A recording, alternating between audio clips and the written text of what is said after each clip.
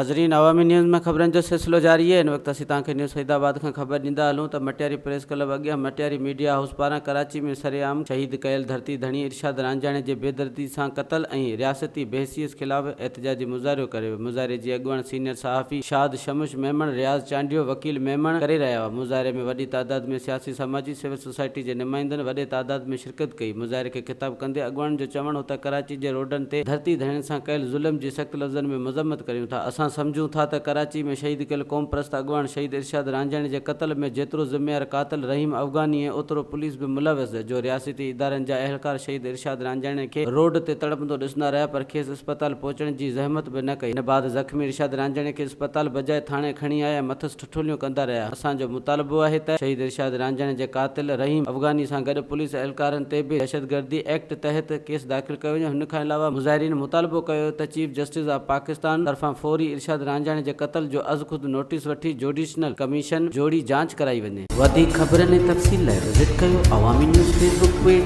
YouTube page ऐं अवामी news website.